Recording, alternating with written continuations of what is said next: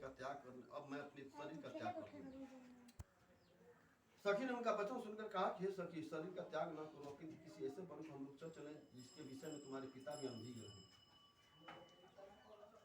सखी की बात मानकर पार्वती वैसा ही वन की ओर चल पड़ी।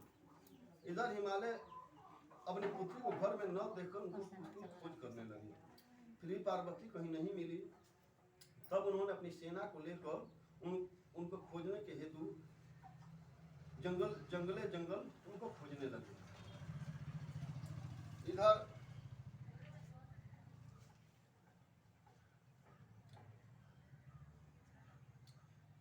इधर तुम अपने सखी के साथ वन में चलते चलते एक ऐसी जगह पहुंच गई जहां एक नदी बह रही थी, और उसी नदी के सुंदर तट पर एक कंदरा थी। उसी कंदरा में अपना आश्रम स्थापित कर दिया। फिर एक बालिका की प्रतिमा बनाकर निर्मित कर अपनी सखी से बिना आहार किए मेरी आराधना में लीन हो गई।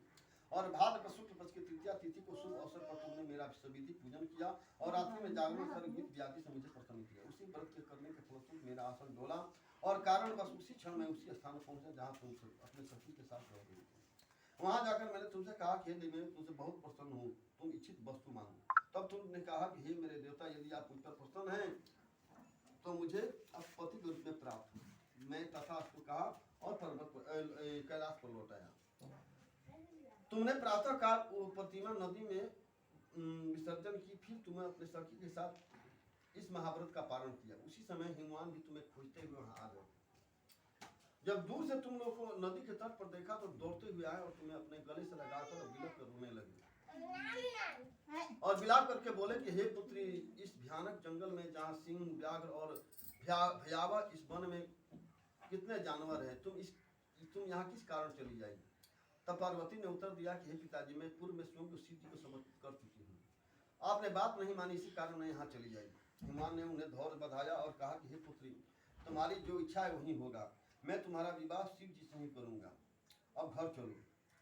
और घर आए और मेरे साथ तुम्हारा और भगवान शिव के साथ उनका विवाह कर दिया। इसी कारण भगवान शिव का उन्होंने आधा आसन प्राप्त किया। उस समय से लेकर अब तक किसी अन्य के सम्मुख इस व्रत के विषय में कहने का भगवान को अवसर नहीं मिला। हे देवी, इस व्रत को हरतालिका नाम से जानते हैं, कहते हैं, क्योंकि तुम्हारी जो सखी थी उसका नाम हरित था और उसने तुम्हें हरण करके ले गई थी, इसलिए इस व्रत का नाम हरतालिका व्रत पड़ा। तब पार्वती बोली कि इसका विस्तार से हमें बताइए, इसमें और क्या करना चाहिए। तब शिव जी बोले कि हे प्रिय, नारी जाति के हितार्थ में उत्तम व्रत को कहा हूँ। वे स्त्रियां जो अपने स्वभाव को खंडित देखना चाहती है, विधि पूर्वक इस व्रत को रखें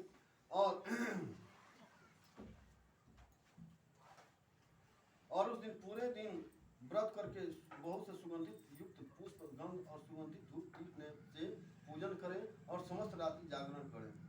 सभी बताई गई सामग्री के अतिरिक्त नारियल, सुपारी, जमकीली, नींबू, लौंग, अनार, नारंगी जो भी फल उपलब्ध हो उसे एकत्रित कर उस ऋतु में जो फूल मिलता है उसे भी एकत्रित कर धूप दीप से पूजन करें और कहें कि हे शिवाय, हे शिव रूपिणी, हे शिवरूपिणी मंगले, सब संपदाओं की दात्री, हे शिव रूपे आपको नमस्कार है, हे शिव आपको नमस्कार है, सर्वदा नमस्कार है, हे ब्रह्म रूपिणी, हे शेर की सवारी करने वाली, हे माता आपको नमस्कार है, जगत को धारण करने वाली आपको नमस्कार है, हे पार्वती मुझे राज सौभाग्य प्रदान करो, मुझ पर कृपा दृष्टि रखो।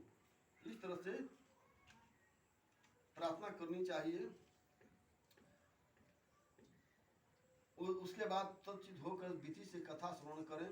हे देवी, जो भी नारी इस विधि से इस व्रत की आराधना और पूजन करती है उस सब पापों से मुक्ति मिल जाती है। वो 7 जन्मों तक सुख, सौभाग्य और सौभाग्य को प्राप्त करती है।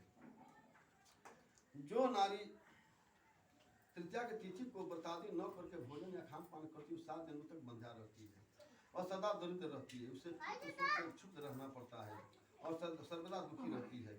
तीज वाले दिन अन्नादि का भक्षण करने से, सुपरी फल खाने से, मंदिया जल पीने से जोग, दूध पान करने से नागी, मांस खाने से बाघिन, दही खाने से बिल्ली, मिठान खाने से चिट्टी, अन्न वस्तु खाने से मक्खी और उनमें जन्म लेती है। उस दिन व्रत वाले दिन सुपरी को अजगरी तथा पति को छलने से मुक्ति बनती है। अतः प्रत्येक स्त्री को नियम पूर्वक व्रत करना चाहिए। व्रत के दूसरे दिन सवेरे स्वर्ण, चंद्र, चांदी, तांबा अथवा बांस के पात्र में अन्न भरकर ब्राह्मण को दान दें तथा प्रणादि। इस प्रकार व्रत वाली नारी को मेरे समान यानी शिव के समान उसको वर प्राप्त होता है और मरने के समय वह माता पार्वती के स्वरूप हो जाती है।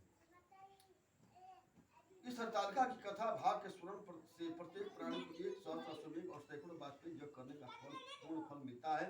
हे देवी, मैंने तुम्हें जिस व्रत का विधान बताया वो सब व्रतों अति उत्तम है, इसमें कोई संशय नहीं। इसलिए श्री हरतालिका व्रत कथा संपूर्ण। बोले विष्णु भगवान की जय, वरुण भगवान की जय।